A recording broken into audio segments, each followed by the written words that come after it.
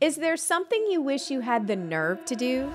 Welcome to You've Got Nerve, the podcast that teaches you how to conquer your fears, upgrade your mindset, and get the nerve to go after whatever you want.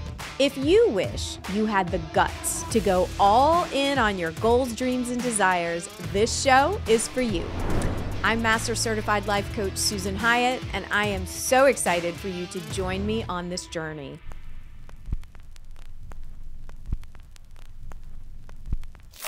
On today's episode, our guest is Tracy. Tracy is an artist, a coach, a breast cancer survivor, and she's trying to work up the nerve to take a month-long sabbatical for herself. She's married, she has 2 sons, and she lives in Taiwan. She's been visiting her family in the US for about 6 weeks, and her family is getting ready to go back to Taiwan. She's trying to make the decision as to whether or not she should take this month for herself. If you have ever struggled with prioritizing your own self-care, this episode is for you. And I hope you enjoy being a fly on the wall of this juicy coaching conversation. So welcome to You've Got Nerve, Tracy. Thank you so much. So what are you trying to get up the nerve to do? Okay, well, so many things, but I am an expat who lives in Taiwan, and we're currently in America. So we've lived in Taiwan about 5.5 years. And wow. I cannot believe it's been that long. I can't. And COVID kind of messed up the timeline. Like it makes it feel very weird. So yeah, for the past, basically, we haven't been home for 3 years because of COVID. So that never happens in my expat life. That's just not a thing to be away from friends and family, and nobody could come into the country. So we've had an incredible summer here, about 6 weeks now, seeing friends, seeing family, huge family reunion. I organized for 17 of us. Chaos. Wow. I saw the pics on social media and it looked like campfires and s'mores and so much fun. Yeah, it was amazing. And I called myself the camp counselor. So I really poured myself. I'm the oldest of 5, so I'm really bossy and organized the house and the games. I made us have an Olympic Games, but so I poured everything into the summer, into reconnecting, and I'm not ready to go home. Mm-hmm. So we have plane tickets for August 1st. Yeah. My kids need to get back for August 14th, school to start. We need to quarantine. And when you were talking about what do you want to have the nerve to do, I posted under I was on Facebook. I said, I don't want to go home. I want to do a me trip and stay behind. I think that's the first time I spoke it out loud, but I want to stay behind for about a month. Mm-hmm. And just saying it whew, it's so good. It is. It has so much. And since I even wrote that, the power in just speaking something out loud and then dreaming about it. And then I did a lot of prep because I knew I was going to talk to you, and I like to be an A+ student. Oh my gosh. You get a gold star just for that outfit. Okay. Thanks. I thought it was very Susan Hyatt-esque. But yeah, so the things that it means is that my husband will go home with the boys. They'll quarantine. Sean, my oldest, will start high school and I won't be there. Mm-hmm. And I'll be away from them for 4 weeks. And I'm, when they were little, I've gone on girls' trips. I've gone to every country that I love. They're at an age where it feels like time is going. They're tall. Sean's 5'7" and he's 2 inches taller than me. So I just feel this feeling around time. But I also feel like the time is now for me. I need to get back to me. So there's so many beautiful things layered into this. And I first want to applaud you for even claiming the goal or the craving of I need some me time and I want to stay behind for a month, even though part of you recognizes that it might be nice to see your son off to high school, right? But you're like, okay, I need some me time in this unusual circumstance that most of my listeners probably would never find themselves in, that they are living, they're an expat living several years away from family and friends. So, and regardless, like for whatever reason that you want to have some me time,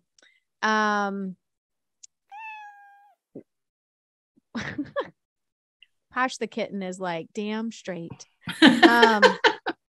So my question for you is, what would be the only thing keeping you from taking this month trip for yourself, staying behind? Like just my own thinking. Or, I mean, my husband is just like, do whatever you need to do. And I think my expat life is probably different than a lot of people's, but my life is very traditional in the ways that I've poured into my family. And let me tell you, that was a surprise. That is not the way I set out to be. So right, my husband, you trained as an attorney, you studied to be an attorney, right? Yep. I'm an attorney, and that was my dream since I was 15. I'm still licensed, but not practicing. And I really thought that was going to be my career. It was a dream. It was a literal dream since 15 years old. And it was a hard earned dream. I was not likely to go to law school. My background is not that. So, but we made a choice and we moved 14 years ago to Japan for my husband's work. And it's just been amazing. The adventures, the experiences, the people. And then I also got to train as a coach. I'm a Bear certified coach. Yes. I've become an artist. I've merged all those things together. I've done a lot of cool things, but I had breast cancer in 2018. And I'm doing great. But right after that, it took me about a year to recover, and then COVID hit.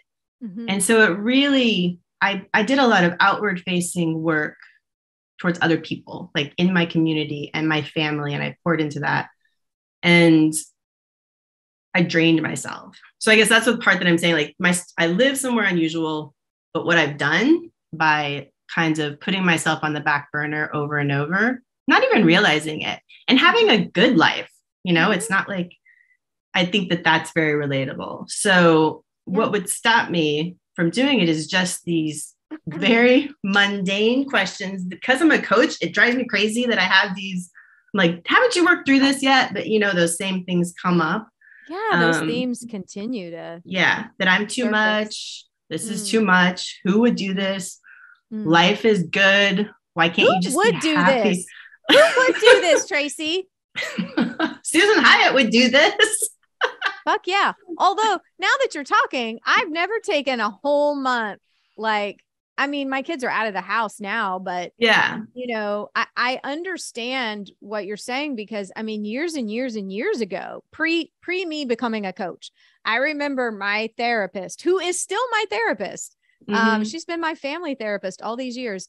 She's made the audacious suggestion that I might go to a cabin in the woods just for 24, 48 hours all by myself. And I thought she was out of her mind. Yeah. I was like, who does that? Right. Yeah. And so, all these years later, of course I could do it. But I get the hesitation. Like who does that? Who stays behind? And I think the old me does that, which is what just came up. The me that I'm looking to reconnect to.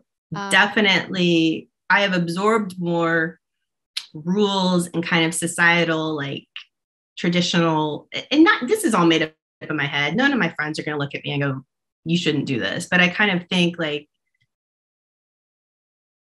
what if something happens to one of my kids while I'm gone? What if, and it's like, now I'm the mom who wasn't there. Like all of these just very, like I said, they feel very mundane to me, like these thoughts that I think I could work through. But, what would my husband's working his ass off and she's gallivanting around the world or doing whatever she wants. Like these judgments on all of that. So, I love a good gallivant. So if you were gallivanting, what might that entail during this month? Oh my gosh, I have so many potential things. I mean, a lot of it is a cabin in the woods, some solitude. I am so extroverted, and over the years, I also love time by myself. So that kind of time and space to just dream. I feel like things are changing. My kids, they don't need me in the same ways. And I can't tell them anything anyway. They're just at and it doesn't change. My kids are 21 and 23. I think we've got a few years before. Oh, I mean, I love them and they're fantastic. And also like, they are not my little buddies. And like, we just did everything together. And we did travel the world together. Yeah. So they don't even want to watch a movie with me half the time. So, I mean, I think that now is the time. And seeing my mom, I told her I was going to talk about her, so she's okay with it. But, she's 3 years had passed. We're all aging, right? And the way that I want to be present for her in the coming years is going to change. And so I feel this very intuitive place of like, look at your life. What do you want to do? So I feel like my gallivanting would be road tripping and music and art and a cabin in the woods. And most importantly, waiting for those, like catching those those things that bubble up that I want to happen over the next 5 years. And I really know for sure in life now that it's really hard to hear those inner callings when you're around all your fantastic people. Like especially it's such an intense time when I feel like the world is very loud. If I don't make the space to do it, I will very easily just slip back into my fine, good life. Isn't this so juicy? I love this so much, Tracy, because it's like everything is really great. Yeah. And a good life, a great life, great people can potentially keep you from hearing what's next for yourself. Yeah. Oh, I got chills. That's so true. And so having the intuitive understanding that like now is the time and let me go tuck myself away. What are you hoping that when you're in a cabin and you have some solitude that you might discover?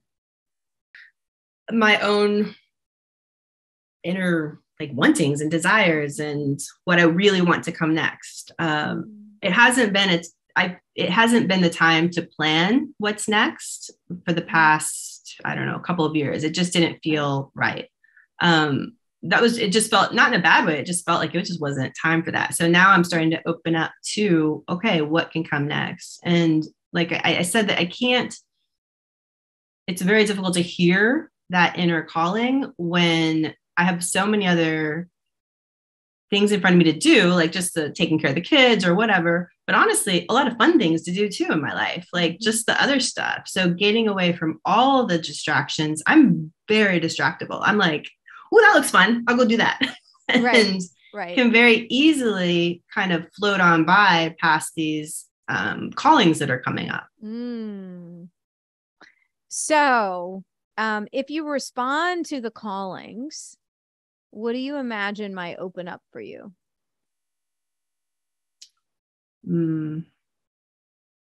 It feels like just so expansive. Like what came to mind is just the whole world. Like just, I live in an incredible place. And also after 5.5 years, I would like to look beyond that. Like, I feel like there's more for me out there. And so I think what would unfold is I would start putting more of myself out in the world. I kind of pulled back on some things, less visible, less writing, less, I've hidden away a little bit. So I think that I will definitely start contributing more.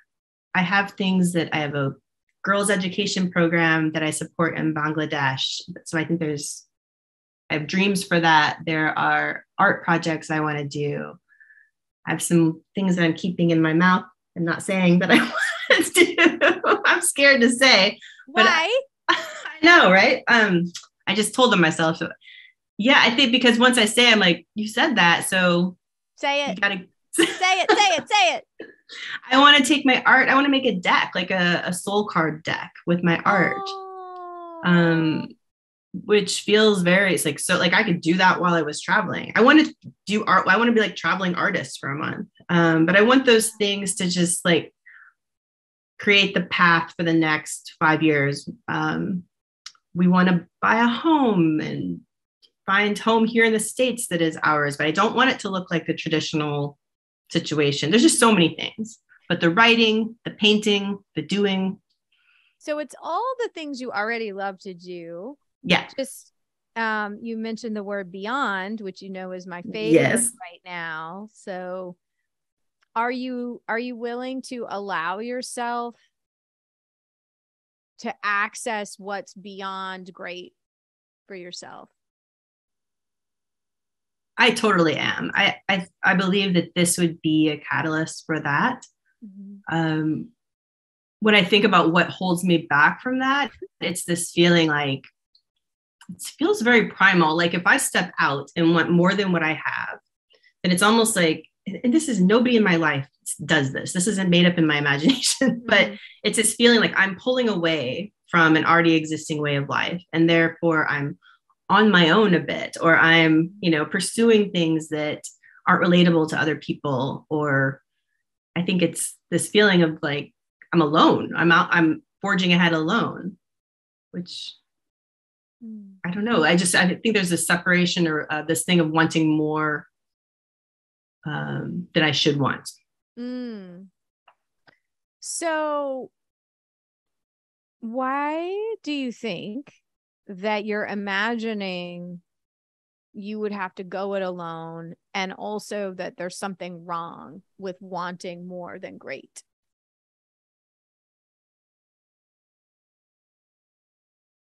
The going alone part, like, why would I imagine that? I think life has felt small and restricted over the past couple, because it's literally been restricted. So it's funny that my adventurous spirit, my independence a little bit has been quieted. So I need to reconnect to that. So I think that fear, I'm never afraid of being alone or even being a stand out or doing things differently, but there's something that's just, I disconnected a bit from in myself. I'm afraid of people, not afraid. I imagine like people might talk about me. Like, why does Tracy have to go do? They will. What do you imagine they'll say? Oh, the big one is, I think, oh, it must be nice. Tracy, and the thing I said about she's, off doing what she wants to do, and her husband's working so hard. And listen, he and I have this conversation. This is in our own world. We have that sorted. So this is not from him. His words are, but even I told my mom I was going to tell you this. She knew I was thinking about this, and she said, well, I just have to ask you, are you afraid that the boys, are going to lack supervision while you're gone? And I was like, Mom, that's some old school stuff, right? That's some old school. And we know I can say to her, that is not helpful. Because first of all, even as much as I reject it, it gets to me, because that is my fear. But those, I'm afraid, and she and I talked about it, and I told her, I'm like, I'm going to tell Susan Hyatt you said that. Susan Hyatt going to get you on her podcast.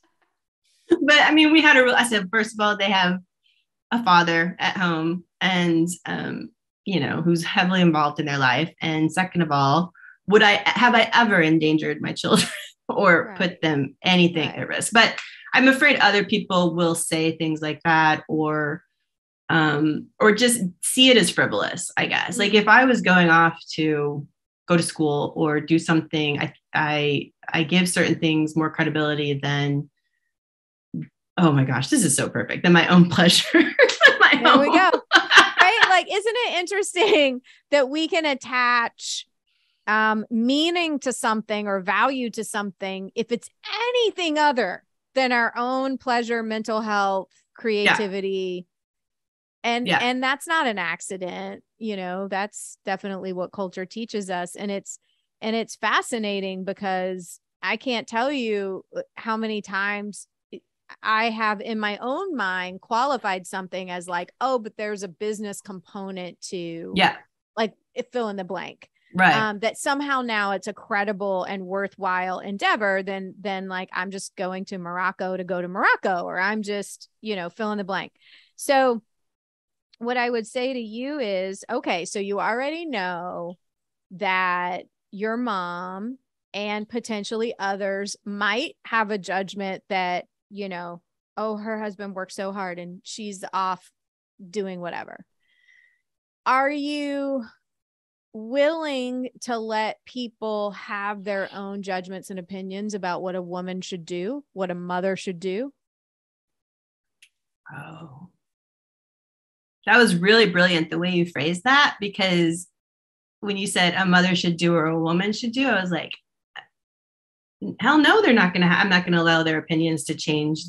But if you would have said you, it would, that shifted something in my head. Like I was ready for you to say you, and I would have gotten there. Like, yes, I can get over it and whatever. But when you said like, this is a broader thing for all women and mothers, I'm like, no way I'm going to let that stop me, because this is for all of us. You know, this is something that is a systemic thing, not a Tracy thing. You know, these ideas are in my head, it's not my personality even to worry about what other people think. Right. And listen, I have lived to tell the tale where I have been the mother off doing something and the shit hit the fan. Okay. Like everything you're worried about has happened to me. And I had all those thoughts like, oh, you know, maybe I should have been there, or maybe I shouldn't have, you know, fill in the blank, you know. And my husband sounds very similar to your husband in that he was like, no, get on the plane, like go do the thing. Like, you know, I'm here or whatever. I'm like, yeah, you're here. You're here. And somebody put the truck in a ditch. But right. Like kids are going to make choices, and especially teenagers, and we can't sacrifice our lives, our souls, our creativity, our whatever to just babysit 24/7 when that's not even right. You're like, they're not even watching movies with me. What are you going to do? Sit in the house in Taiwan and hope you get the first call when something goes wrong? Yeah. You're right. Yeah. But so the thing is, like, you're never going to stop human beings from judging other human beings, if they even are. And if it were to come to that, then are you willing to allow them to be wrong about what a woman or mom could do? And are you willing to show yourself that when you follow your own intuitive guidance, it's helpful to you? Yeah. It's everything. It's like, I am willing to do that. And again, that's like, I think that's why I need this space to reconnect to that knowledge that when I follow my own guidance, things are amazing and I create whatever I want. And I've just been a little bit out of practice and with that. So yeah, I mean, it's who I am to do the things that call me. Yeah. And like, it's so exciting to me because we've known each other a long time, and I've really enjoyed watching your artwork, which is beautiful, pop up on social media, and your gym workouts with all your friends and your hikes and trips, and just a beautiful life. And what might happen if we pour into this intuitive hit that you have to stay behind, how that might just be like the appetizer to going beyond and what's next. Yeah, that's what it feels like. Because I get into a very, I don't know if it's my lawyer brain, but I get into a like, okay, if you're going to do this trip, you're going to do these things, and what's going to be the output from that trip? Like, what are you going to produce? Or goal, you're going to have your goals listed. And I was like, no, like you need the wind in your hair. I've had so much joy just driving a car here without 400,000 scooters around me. Taiwan, I love you, but this driving stresses me out. And having music on and all the ideas and the dreams that just come when I'm just singing down the road. So like, instead of trying to organize it so carefully and plan it so that I show up with some kind of proof, like, see, this time was worth it, that just to trust that it's beyond what I could even imagine if I give myself the space. I can't even plan what's going to come out of this. You can't. It's an impossibility. You just have to follow the Right. breadcrumb. Right. I have been like, so one of my all-time favorite songs forever and ever is Freedom by George Michael. Yeah. Yeah. I know you're a fellow Gen Xer. Yes. And I mean, this song is on my Summer of Yes playlist. However, Scott is so sick of my Summer of Yes playlist that he like was on the boat, like picking different playlists off Spotify, and every single playlist he picked, like 90s this, or, you know, boat tunes that. The first song that would play would be Freedom by George Michael. And it was a joke. He's like, we can't escape it. And I'm like, because it's a message. And I almost think, Tracy, it's a song for you. I think that song has been playing for me for you. Oh, I love it. I believe it. Your homework is to listen to that song. I will. And I was, you know, it's funny you say that because I've been making in my head a playlist for this month, like for the month coming up when I'm going on my own. And I do believe in messages. And since I said I would talk to you, so many messages have come up. I don't know if you know Tabitha Brown. She's on Instagram. She's a vegan. I know the name, but I can't place who she is. I'll send you the link because I was, you know, just scrolling and she came up really serious. And she's just so lovely the way she encourages her following. But she said, now you're in, I don't know what she called it. She's like, this is you time. And you haven't been in you time for a long time. And it can be uncomfortable. But anyway, I'll send it to you. But it was just like, that came up. It was a message. I listened to a podcast with Glennon Doyle. I listened to Chelsea Handler and all these themes of like, don't abandon yourself. You know, you got to show up for yourself. These things that are kind of catchphrases, but that felt very well placed so that, because it's the path that I'm on right now, to reconnect with myself. To abandon myself would be to ignore these, you know, intuitive hits, these callings, these things that are coming to me. So what do you think the best possible thing that could happen would be?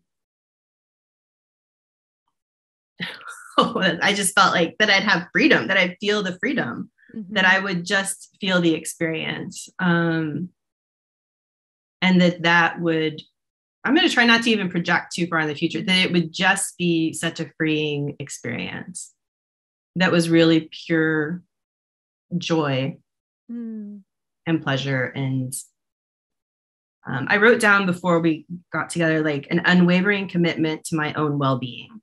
And, you know, that's what I feel like I'm really, and well-being, not meaning weight loss and all that. Well-being mean like my soul's well-being. That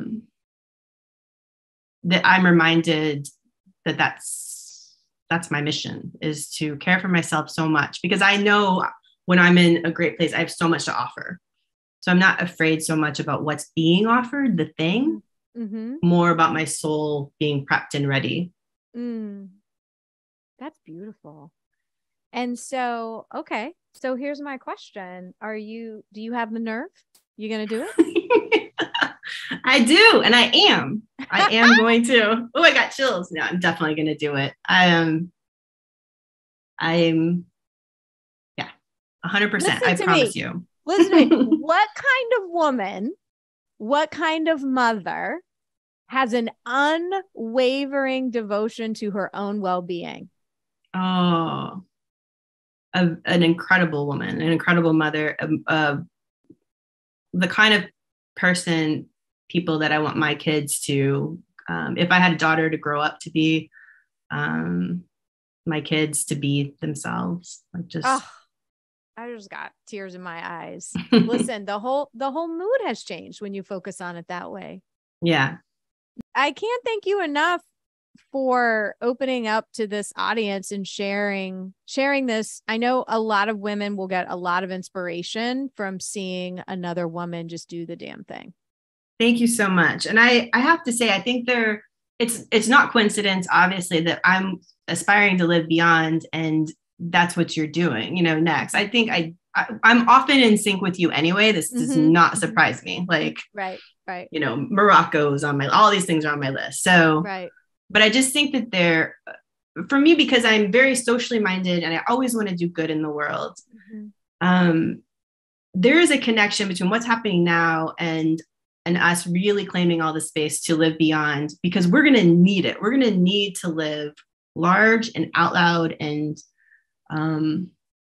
all that pleasure and power to make the changes that need to be happening. Yep. This is not a sole, like, independent thing. This is I think for what needs to happen. So I just appreciate you for nudging everybody along, or not nudging, for kicking us along.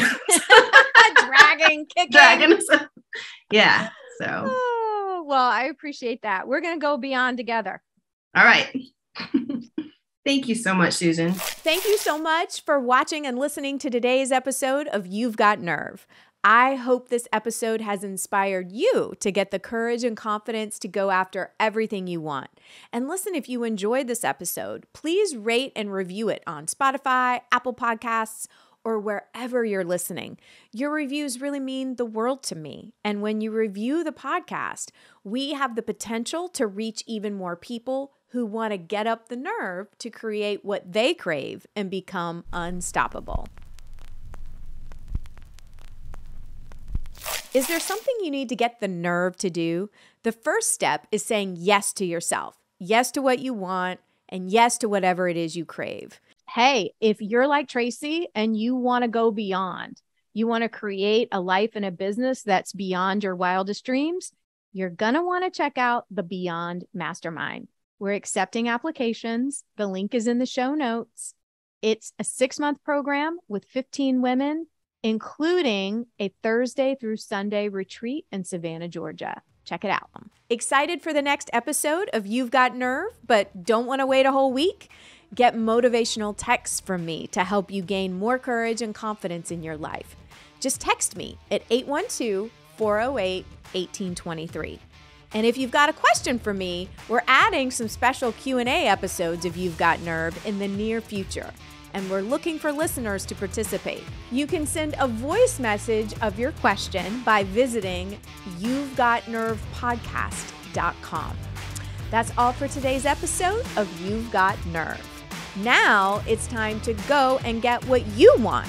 More confidence, more money, more energy, more pleasure. Go after your goals like never before because you've got the nerve.